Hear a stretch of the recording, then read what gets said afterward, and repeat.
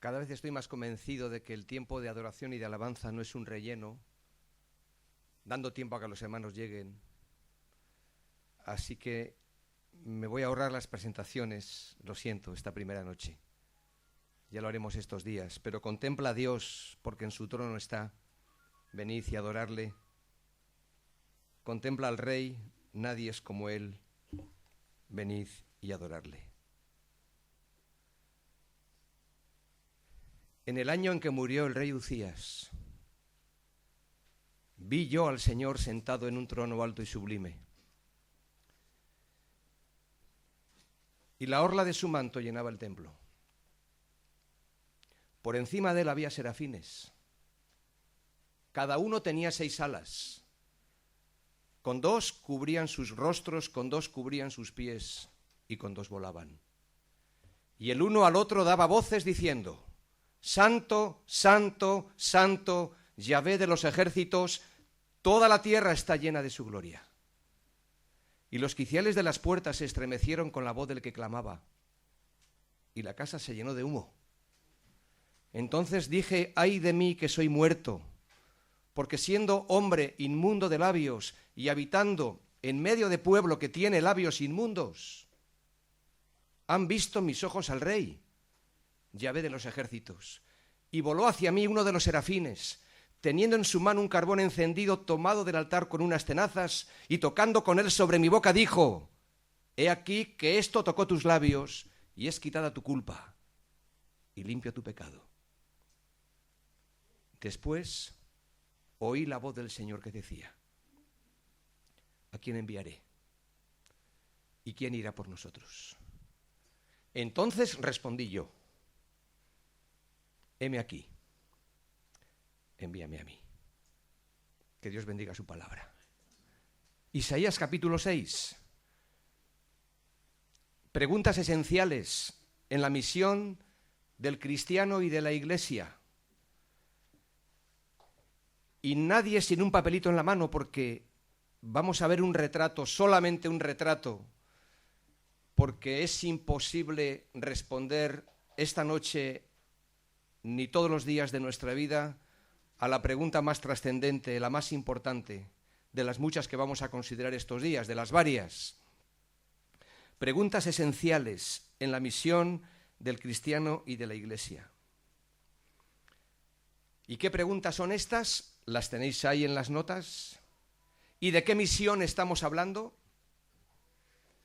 Pues, queridos hermanos, la misión cristiana, la nuestra, tiene un alcance supremo, porque tiene que ver con todo lo que Dios quiere que su iglesia haga en el mundo, nada más y nada menos. Y la gran comisión sigue siendo la gran preocupación del Señor de la iglesia: id y haced discípulos a todas las naciones, bautizándolos en el nombre del Padre y del Hijo y del Espíritu Santo, enseñándoles que guarden todas estas cosas. Y he aquí que yo estoy con vosotros todos los días hasta el fin del mundo.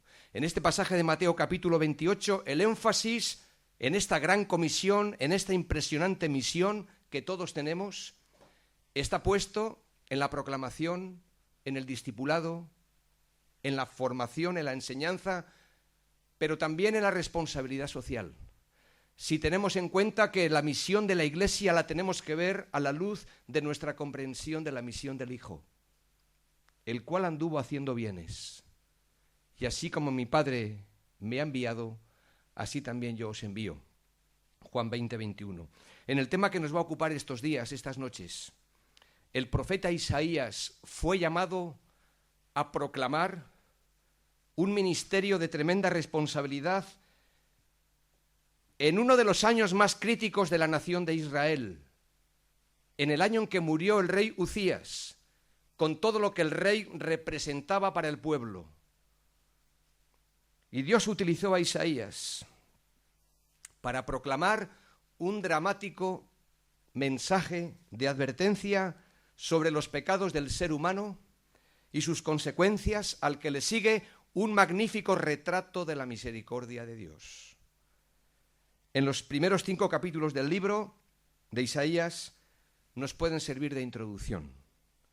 En el capítulo 1 se menciona el pecado del pueblo y la promesa de redención para todos los que se arrepienten. Capítulo 2 encontramos una visión de la gloria de los últimos tiempos y el juicio inapelable para los orgullosos e idólatras.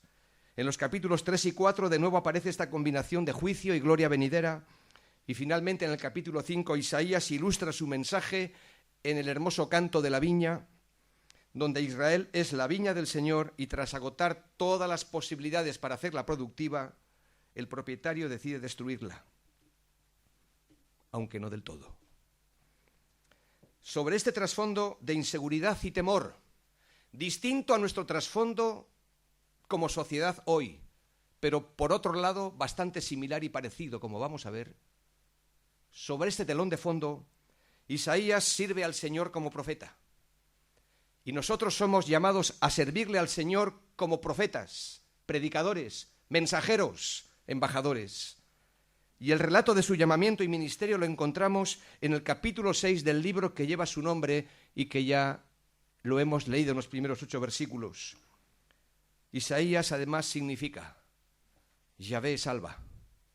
Así que el profeta es el evangelista del Antiguo Testamento. Y de este texto surgen las 5 o 4 grandes preguntas. Hay más que me gustaría poder hacer una aproximación en estos días y reflexionar juntamente con todos vosotros. Así que la primera pregunta, versículos 1 al 4, nos vamos a detener aquí. Así que congela tu imagen ahí en tu Biblia. Isaías capítulo 6, versículos 1 al 4. Vamos a tratar de acercarnos un poco a esta gran pregunta, que es la pregunta a la que trata y responde toda la Biblia, desde Génesis hasta Apocalipsis. ¿Quién es Dios? Y la gran pregunta que la palabra de Dios responde de una manera contundente, certera, es ¿quién reina, quién gobierna en la historia? Este es el gran tema de toda la Escritura. Por supuesto, es un mensaje de salvación para el corazón del ser humano, con una clave cristológica, la Biblia a través de Cristo. Pero ¿quién reina en la historia? ¿Quién es Dios? Y en primer lugar, versículo 1, vamos a ver en vuestras Biblias que Dios es soberano. Porque dice nuestro texto que en el año que murió el rey Uzías, vi yo al Señor sentado sobre un trono alto y sublime, y la orla de su manto, sus faldas, dice el texto aquí, llenaban el templo. En ningún momento la Biblia describe al hombre intentando tocar a Dios con la punta de sus dedos, sino que es el Señor quien sale al encuentro del hombre y de la mujer para tomarle de la mano y llevarle por el camino de la verdad. No fue Isaías quien descubrió a Dios tras buscarle él en el templo, sino que fue el Señor mismo quien se manifestó a Isaías en el templo en un acto soberano de su gracia. Hizo bien el profeta. Hacemos bien nosotros en buscar al Señor cuando todo a nuestro alrededor se derrumba, como también Isaías se sintió tan cercano como estaba al mismo rey Uzías. Él entró en crisis personal, el pueblo entró en una crisis nacional, e hizo bien el profeta en buscar al Señor en el templo. Pero fue el Señor quien se manifestó a él en un acto soberano. Notad que así sucede con nosotros también hoy. Porque si nosotros decimos bien y cantamos bien cuando afirmamos que amamos a Dios, le amamos a Dios porque Él nos amó a nosotros primero. Y aun si decimos que hemos venido a este lugar por iniciativa propia, y es verdad, hemos deseado venir, y podemos decir nosotros esta noche, como el año pasado, hemos venido aquí porque nos habéis invitado, pero hay algo mayor y mejor que esto. En realidad todos hemos venido aquí porque en última instancia el Señor nos ha traído. Sin que eso quede dejado atrás nuestra propia voluntad y nuestra propia responsabilidad. Pero lo maravilloso es que el Señor nos ha traído y nos quiere traer cada noche para darse a conocer y para manifestarse a nuestras vidas en un acto soberano. Nosotros venimos a buscarle, venimos a adorarle, venimos a decirle: Señor, háblanos, cámbianos. Pero nosotros no nos podemos cambiar a nosotros mismos. Pero Él sí se quiere manifestar a nosotros, quiere darse a conocer en un acto suyo de gracia, soberano. Notad que la soberanía de Dios es tan real entonces como lo es ahora. Porque el texto afirma que Dios está sentado en un trono. ¿Esto de qué nos habla? De un lugar de autoridad y poder. Dice el texto que es un tono elevado, levantado, puesto en alto, sublime, y la orla de su manto llena el templo, dándonos a entender así que Dios está presente también ahora, con todo su esplendor, en la vida de su pueblo. Él está aquí y le adoramos. Y por lo tanto tenemos una urgente necesidad. Yo tengo una urgente necesidad esta noche, y es la de adorarle al Señor en su soberanía, cualquiera que sea mi o nuestra situación personal. ¿Sabéis por qué? Porque cuando le adoramos al Señor por lo que Él es,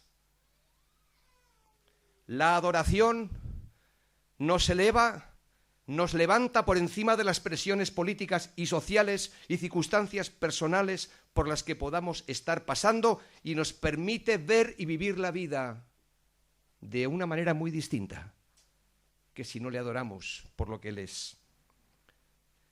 El contexto de nuestra adoración en el día de hoy, ¿cuál es? ¿La crisis mundial? ¿La injusticia social? ¿La pérdida de valores? ¿La corrupción total? ¿La ruptura familiar? Y nos vamos a ver ahogados y abocados sin saber qué hacer si no le adoramos al Señor por lo que Él es.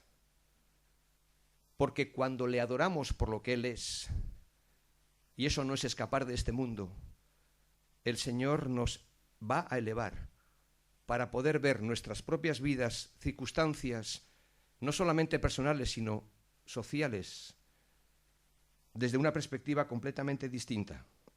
Él sigue siendo el Señor de la historia. Y Él controla, y Él dirige, y Él usa, aún hasta nuestros fracasos, para dirigir esta historia también personal hacia sus propósitos y su cumplimiento. Pongamos algunos ejemplos en la Biblia que nos van a ayudar a entender esto. Cuando Daniel y sus amigos oraban y adoraban a Dios, ¿cuál era el contexto de su adoración? ¿El horno de fuego? ¿El foso de los leones? Pero por eso no dejaron de hacerlo. Aun sin estar seguros si iban a salir vivos de ahí, no podían dejar de alabar y de bendecir al Dios que había salvado y había bendecido sus vidas. Y la adoración les permitió. Y cuando uno lee la historia de Daniel y dice cómo este joven pudo conservar, hasta cierto punto, la calma, que no significa que no tuviera sus temores y sus miedos, pero cómo este joven pudo enfrentar con esa valentía, con esa serenidad, todo lo que se le venía encima. El Señor le permitió levantarse, elevarse por encima de las presiones políticas y sociales de su tiempo. Pablo y Silas adoraban en la cárcel. Y notad que cuando adoraban y cantaban y oraban, no lo hacían necesariamente para ser liberados. Lo hacían porque no podían dejar de hacerlo. Porque cantaban al Dios que había ganado sus vidas para Él. Y por lo tanto, ese era el contexto de su adoración. Y eso les permitió, digamos, elevarse, levantarse por encima de esa situación. El contexto de la adoración en la vida de Job, ¿cuál era? Su grave enfermedad. Y en medio del torbellino de su enfermedad pudo declarar: el Señor dio y el Señor quitó, sin ninguna amargura en su corazón. Porque si Él es el que gobierna mi vida, eso me permite elevarme por encima de las circunstancias personales. Nosotros vivimos en el contexto de un mundo que no adora a Dios, lo sabemos, que incluso lo odia. Y nosotros no debemos de avergonzarnos de adorar a un Dios soberano en medio de una sociedad que rinde culto y adora a los nuevos dioses sin rostro. No tienen rostro, pero son dioses. El dinero, la ciencia, la tecnología, dioses sin rostro de la sociedad de nuestro tiempo. Y nuestro Dios, queridos hermanos, es mucho más glorioso que todo ello. El reinado de Uzías se había caracterizado, como nuestro propio país también, salvando las distancias, se había caracterizado por un cierto grado de prosperidad. Y el peligro, siempre que hay prosperidad, lo vemos en toda la Escritura, el peligro estaba en poner la confianza en lo material, y junto con el poder, la riqueza y el lujo, crecieron también los pecados de la avaricia, la corrupción y la formalidad religiosa. Por eso que cuando el Señor se manifiesta a Isaías de esta manera, porque Él va a ser el mensajero, lo vamos a ver en estos días. Y Él se manifiesta a Isaías en un acto soberano y le está diciendo, mira Isaías, tienes que poner la mira en las cosas de arriba y no en las de la tierra. Y solo una visión clara de la soberanía de Dios nos permitirá a nosotros también elevarnos, confiar, descansar, saber esperar en Dios, pero también llevar adelante la misión que se nos ha encomendado, y el Señor guiará, sin ninguna duda, nuestros pasos aún en los asuntos cotidianos de cada día.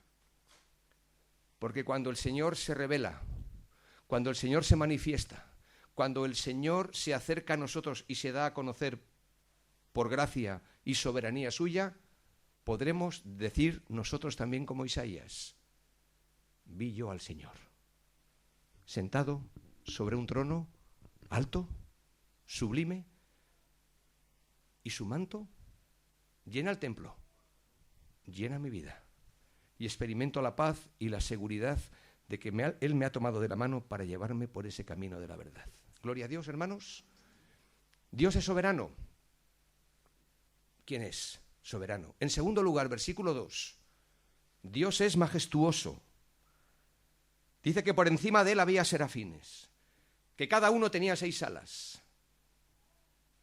Con 2 cubrían sus rostros, con 2 cubrían sus pies y con 2 volaban. Y este texto un tanto extraño, enigmático, en el lenguaje que emplea aquí el autor, nos está hablando realmente de la majestad de Dios. Y la palabra majestad, cuando se aplica a Dios, siempre constituye una declaración de su grandeza y una invitación, otra vez, a la adoración. Y esto es justamente lo que vemos aquí. Los serafines honrando y dando culto al Señor. Nosotros, los cristianos evangélicos, hablamos mucho de un Dios cercano y personal. Y este fue uno de los grandes descubrimientos en mi propia vida. Como católico que era, donde el concepto de quién es Dios era un concepto distante y muy distinto a lo que después encontré en la Biblia. Pero dicho eso, los que presumimos de haber conocido a Dios y presumimos de tener una comunión y una relación personal con Él, a veces podemos dar la impresión, y en esto nos tenemos que cuidar, de que pareciera que Dios es como uno de nosotros. Y este no es el Dios de la Biblia. Y este no es el Dios de Isaías. Nosotros estamos limitados en todos los órdenes de la vida, sujetos al tiempo, a horarios, calendarios, pero no así el Señor. Como hemos cantado que Él es eterno y glorioso, Él es el Rey del universo. Nuestros tiempos están en sus manos. Él es un ser personal, pero a diferencia de nosotros, es grande y es majestuoso. ¿A qué pues me haréis semejante o me compararéis? Dice el santo. Y sigo en Isaías, capítulo 40.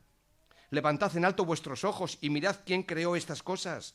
Él saca y cuenta su ejército, a todas llama por sus nombres, ninguna faltará. Tal es la grandeza de su fuerza y el poder de su dominio.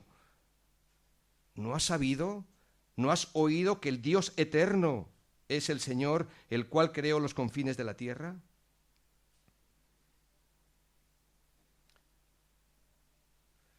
¿No os parece que nuestro Dios es demasiado humano? Esto fue lo que le dijo Lutero al famoso humanista del Renacimiento, Erasmo. Erasmo, tu Dios, vuestro Dios es demasiado humano.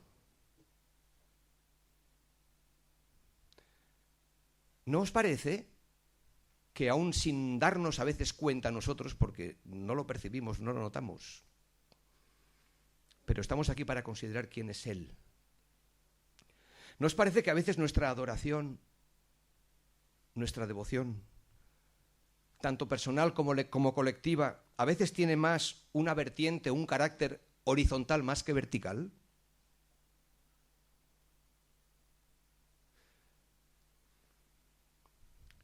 Cuando yo me crié, y algunos de vosotros seguramente también, en el contexto de la Iglesia Católica Romana, el concepto de Dios era tan vertical que no había forma de saber quién era Él, y de horizontal poco.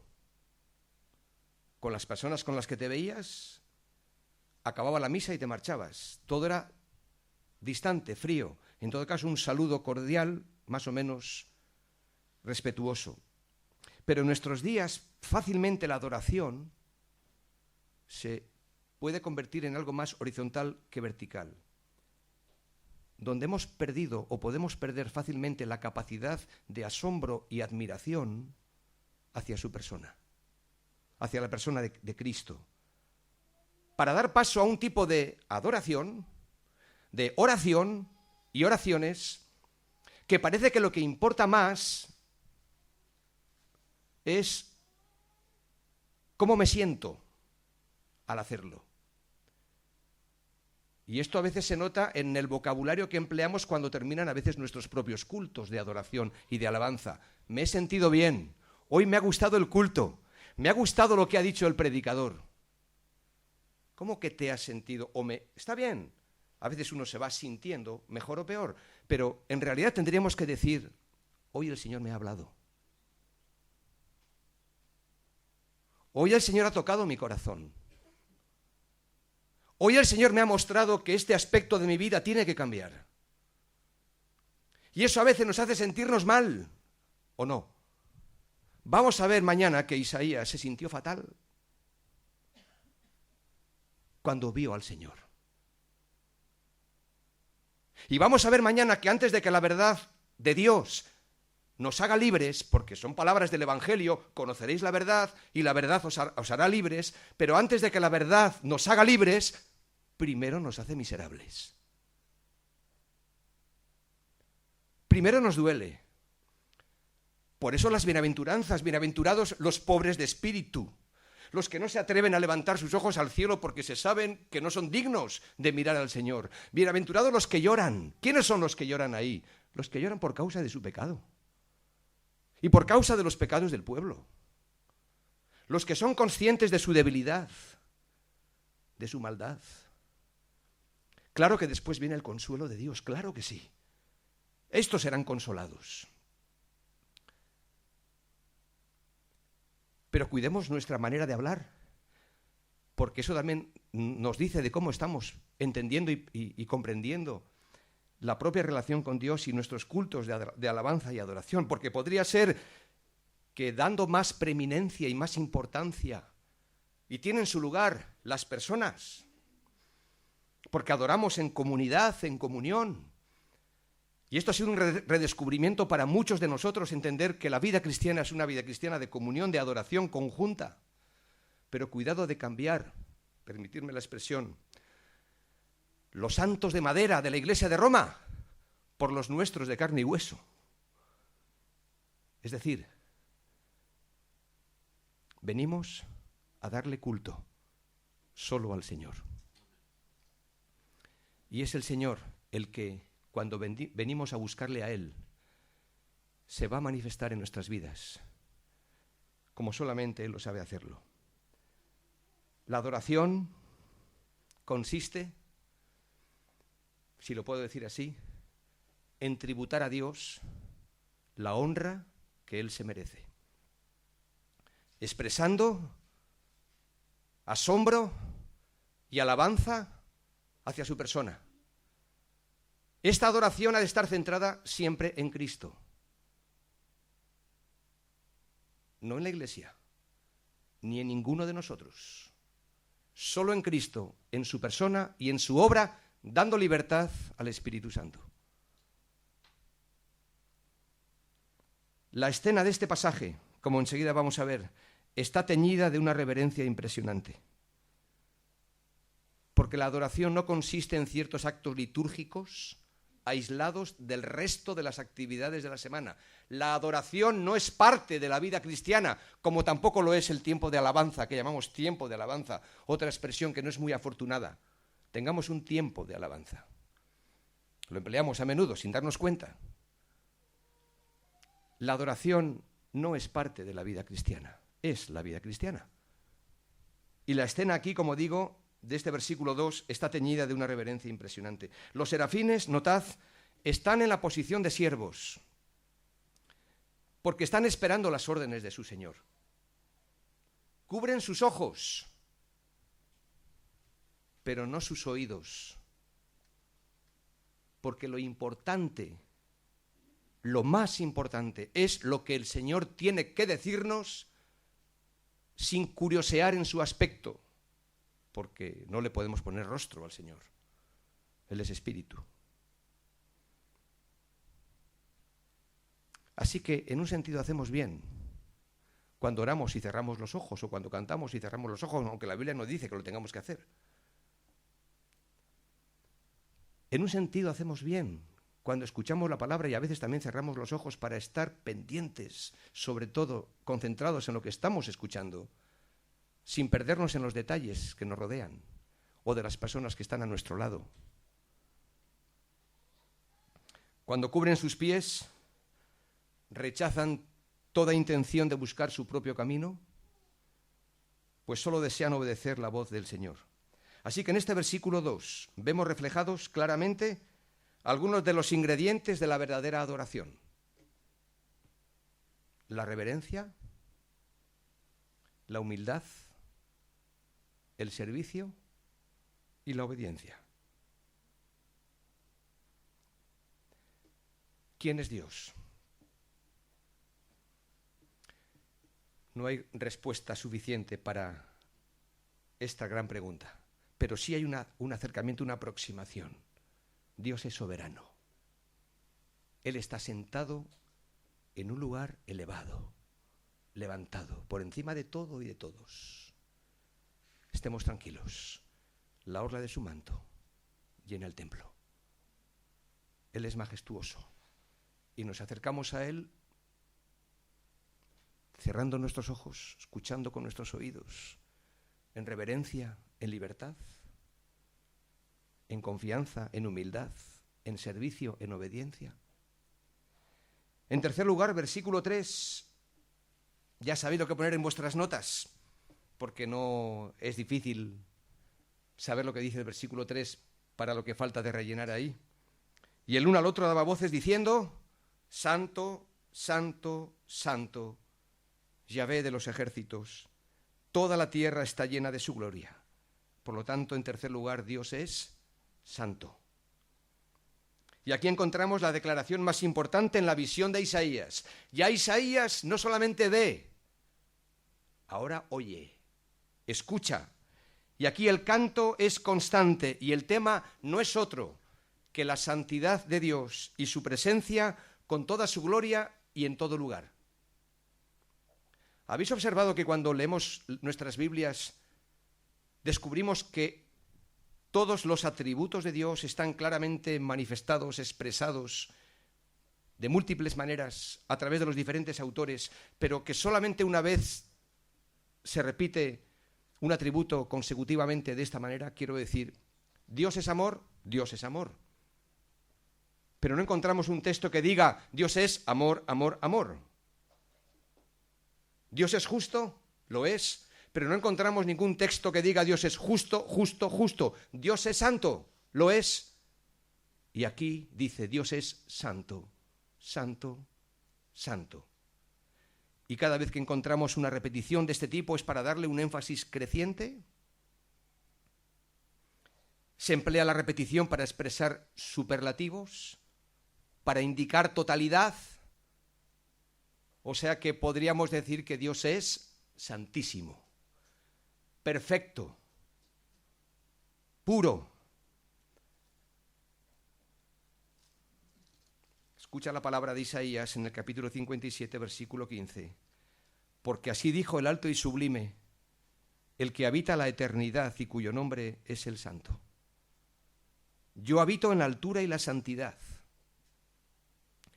y con el quebrantado y humilde de espíritu, para hacer vivir el espíritu de los humildes y para vivificar el corazón de los quebrantados. Aquí tenemos a un Dios que se hace real y se hace presente en todo aquel que lo busca.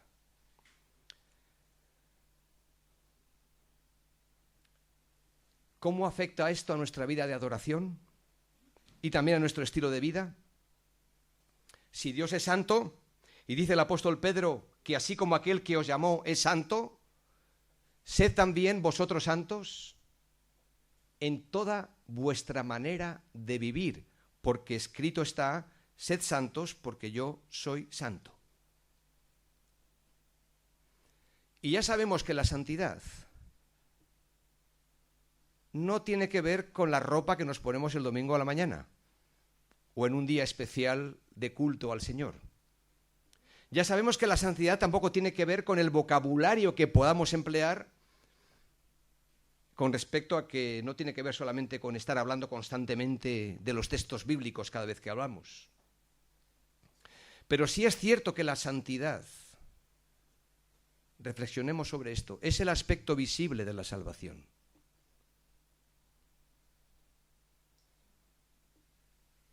La santidad, el aspecto visible de la salvación. Y en ese aspecto es más fácil distinguirla que definirla. Aunque a veces nos dejamos llevar por nuestros ojos, por determinados estereotipos de cómo la gente entiende que una persona es espiritual o es muy santa. Seguramente que el Señor tiene otra forma de medir eso. Pero este me parece a mí un tema muy recurrente y muy importante, porque a mí me interesa saber qué significa que yo tengo que ser santo. Ya sé que he sido apartado ya para Dios, ya soy santo. Hay una santificación que los teólogos llaman posicional. Estamos en Cristo. Y por eso la palabra de Dios, cuando el apóstol Pablo especialmente se dirige a las iglesias, se dirige a los santos y fieles. Así que al mismo tiempo que somos pecadores, salvados por Cristo, apartados para Él, somos y hemos sido santificados. Pero así como hay una santificación posicional, también hay una santificación progresiva o práctica.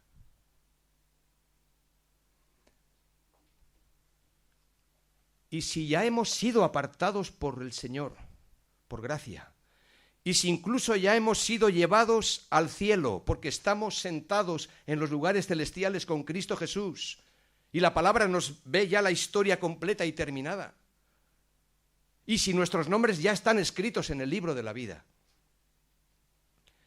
Pero cuando dice la Escritura que seamos santos en toda nuestra manera de vivir, ¿qué quiere decir? Pues así como hemos sido ya introducidos en el cielo tiene que ser introducido en nosotros. ¿Qué os parece? El cielo tiene que ser introducido en nosotros. ¿Cómo? Los valores del reino. Los valores del Rey, el Señor Jesucristo, en nosotros. De tal manera que podamos y debamos en nuestra misión presentar a Cristo en toda nuestra manera de vivir.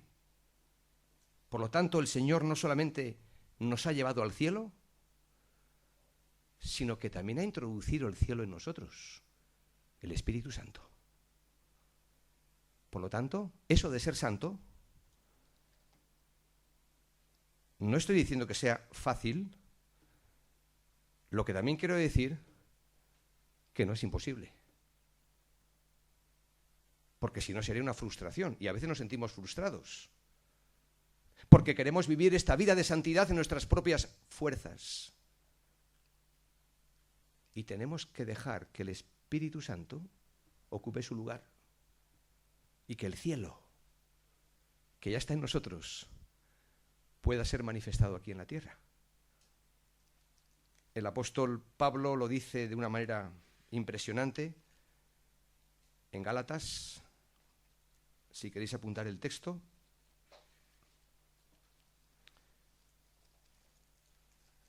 Capítulo 2, versículo 20. Con Cristo estoy juntamente crucificado, y ya no vivo yo, mas vive Cristo en mí. Y lo que ahora vivo en la carne, es decir, en mi estado físico, lo vivo en la fe del Hijo de Dios, el cual me amó y se entregó a sí mismo por mí. Y la vida cristiana es una lata, vivirla en la legalidad y en nuestras fuerzas. Aparte que no se puede, uno se lo pasa fatal. Porque eso es vivir en la carne. Y la vida cristiana, aunque no sea fácil, es una delicia vivirla en el poder que el Espíritu da. Porque hasta te permite llegar al final de la jornada, aun cansado por el trabajo, pero no tan cansado que si tú vives la vida cristiana en tus propias fuerzas.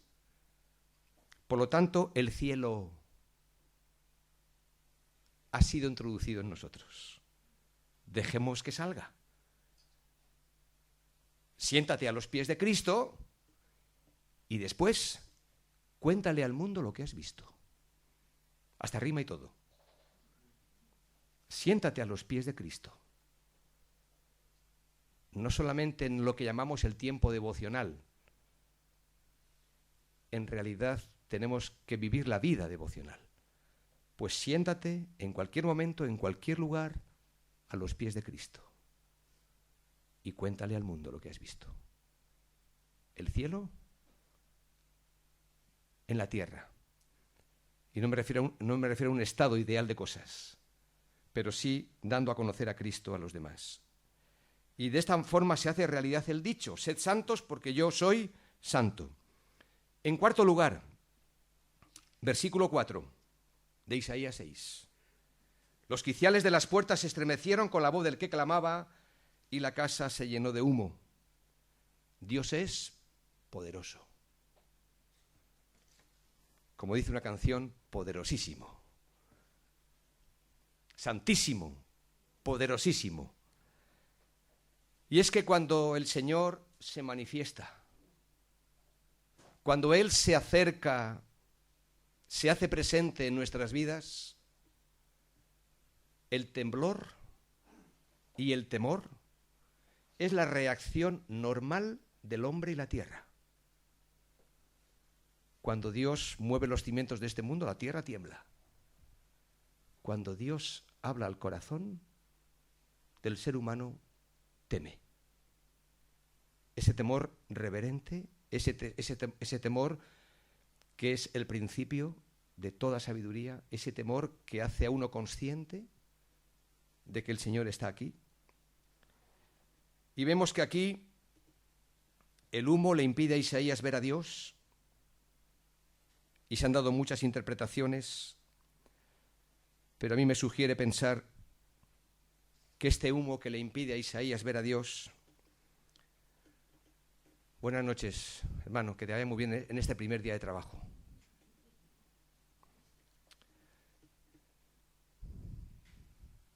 Qué bonito pensar que ahí donde llegue, el cielo tiene que estar allí, donde él está con sus compañeros de trabajo.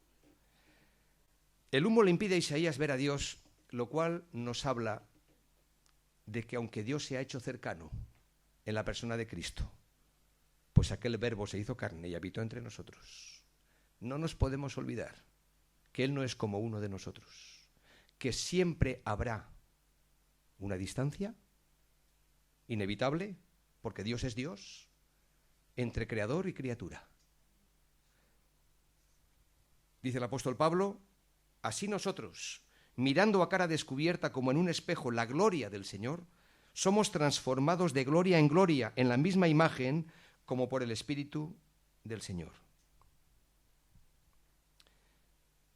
¿No os parece que lo mismo que necesitó Isaías lo necesitamos también nosotros? Yo sí lo necesito. Una visión de altura. Mañana vamos a ver una visión de profundidad. Vamos a ver quién soy yo. Y el domingo vamos a ver una visión de anchura. ¿De qué es el mundo? ¿Y cuál es nuestra misión en este mundo? Pero primero una visión de altura. ¿De quién es Dios? ¿De su gloria? ¿De su poder? ¿De su dominio? ¿De su majestad? ¿De su santidad? Porque si nuestro concepto acerca de Dios es este, si nuestro retrato, si nuestra imagen, si nuestro concepto acerca del Señor es lo más grande posible, nuestro compromiso a la hora de llevar adelante la misión también será grande. Esto es proporcional. Podríamos decir aquello de dime qué clase de Dios tienes y te diré qué clase de misión estás haciendo. ¿Se entiende?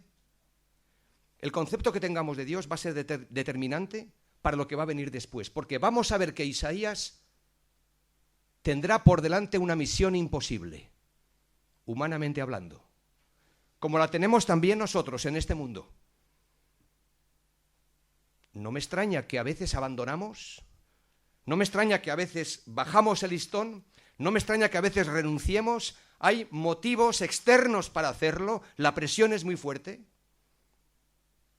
pero no abandonaremos tan fácilmente, no rebajaremos tan fácilmente nuestro compromiso si nuestro concepto, la visión de altura de Dios es un concepto alto, de quién es Él.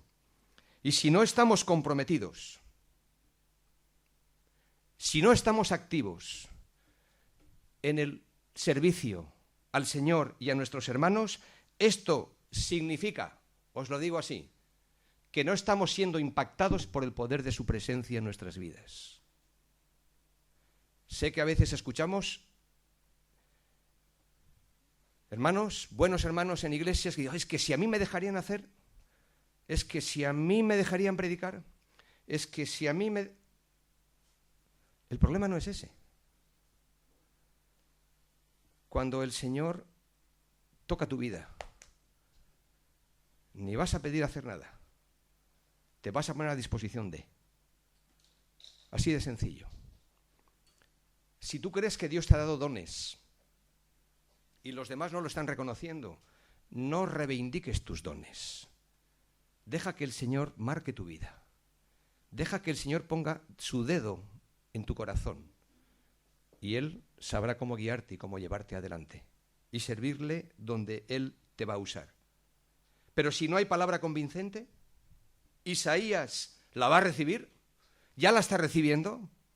Si no hay palabra convincente, penetrante, no puede haber tristeza por el pecado. Porque vamos a ver mañana que lo primero que va a hacer Dios con Isaías, en esa visión de profundidad, es mostrarle a Isaías quién es Él. Y lo que va a descubrir Isaías, profeta, que es de Dios, que ya estaba sirviendo a Dios, que ya estaba agradando a Dios, lo primero que va a descubrir, lo vamos a ver mañana, es que es un vil pecador. ¡Ay de mí que soy muerto! Entonces, cuando hay palabra de Dios, palabra penetrante y palabra convincente, eso va a traer tristeza por el pecado que hay en mí. Y si no hay tristeza por el pecado, no puede haber arrepentimiento en el corazón, ni del ser humano ni del creyente. Y donde no hay arrepentimiento, no habrá, por supuesto, renovación, no la puede haber, y habrá tibieza y dureza de corazón. Así que no dejemos pasar esta oportunidad para responder al Señor en esta noche. Y si este fuera el caso, porque es cierto, hace un año que no nos hemos visto, pero aunque hubiera pasado solamente una semana es suficiente en vuestras vidas y en las nuestras para dejar acumular demasiadas cosas en el corazón.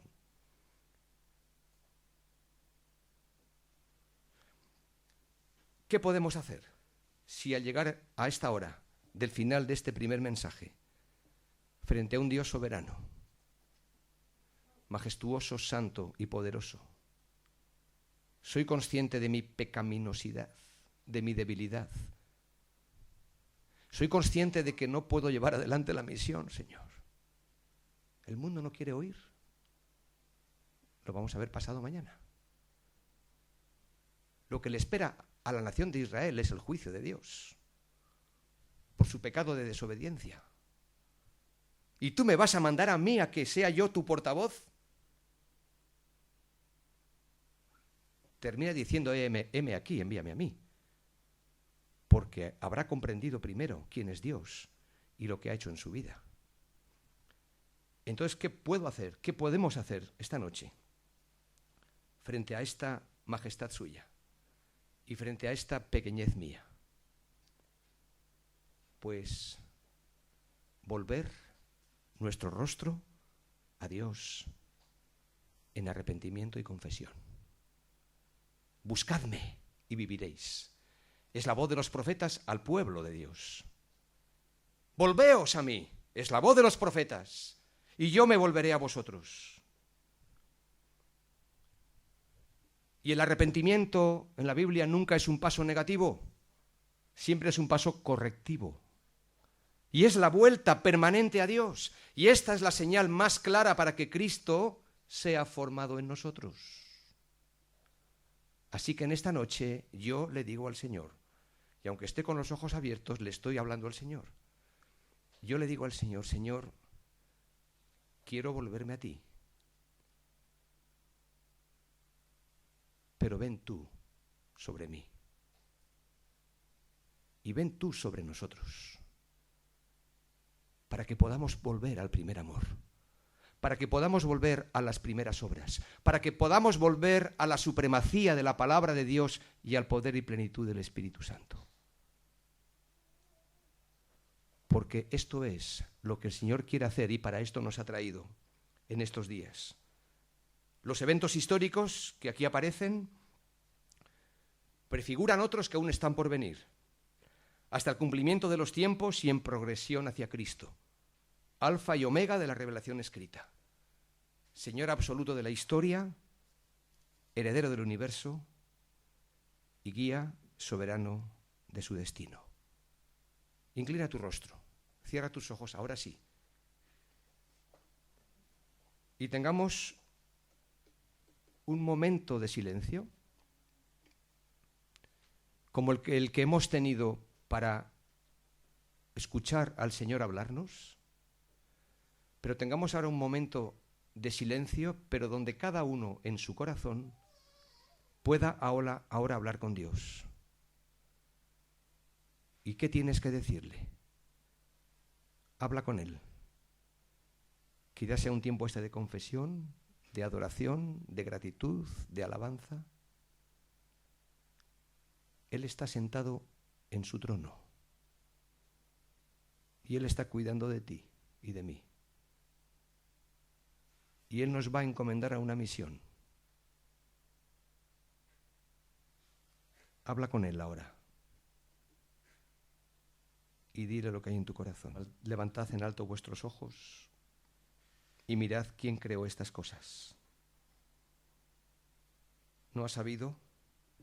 ¿No has oído que el Dios eterno es Jehová, el cual creó los confines de la tierra? No desfallece ni se fatiga con cansancio, y su entendimiento no hay quien lo alcance. Él da esfuerzo al cansado y multiplica las fuerzas al que no tiene ningunas. Los muchachos se fatigan y se cansan, los jóvenes flaquean y caen, pero los que esperan en el Señor tendrán nuevas fuerzas. Levantarán alas como las águilas, correrán y no se cansarán, caminarán y no se fatigarán. Por esta causa doblo mis rodillas ante el Padre de nuestro Señor Jesucristo, de quien toma nombre toda familia en los cielos y en la tierra, para que os dé, conforme a las riquezas de su gloria, el ser fortalecidos con poder en el hombre interior por su Espíritu, para que habite Cristo por la fe en vuestros corazones, a fin de que, arraigados y cimentados en amor, seamos plenamente capaces de comprender con todos los santos cuál sea la anchura, la longitud, la profundidad y la altura, y de conocer el amor de Cristo, que excede a todo conocimiento, para que seáis llenos de toda la plenitud de Dios. Y aquel que es poderoso para hacer todas las cosas mucho más abundantemente de lo que pedimos o entendemos. Gracias, Señor. Según el poder que actúa en nosotros, a Él sea gloria en la Iglesia, en Cristo Jesús, por todas las edades, por los siglos de los siglos. Amén. Señor, he escuchado tu palabra y temí. Aviva tu obra en medio de los tiempos, y en medio de los tiempos hazla conocer. Gracias, Señor, porque estamos contigo, tú estás con nosotros, y te quieres mostrar y manifestar a nuestras vidas de una manera soberana estos días. Sorpréndenos, Señor, y haznos ver más de ti, de tu rostro, para que al tener esta visión de ti, de altura, podamos mañana saber lo que me tienes que decir a mí y lo que hay en mi corazón, que tú sabes, para que también podamos entender más y mejor, pues, a los amigos, familiares, vecinos y habitantes de esta ciudad que no te conocen, para que podamos también mirarlos con otros ojos, después de ver cómo tú nos miras a nosotros. Así que prepáranos, Señor, para lo que vendrá. Y te alabo y te bendigo, te alabamos y te bendecimos. En el nombre de Jesús. Amén. Amén.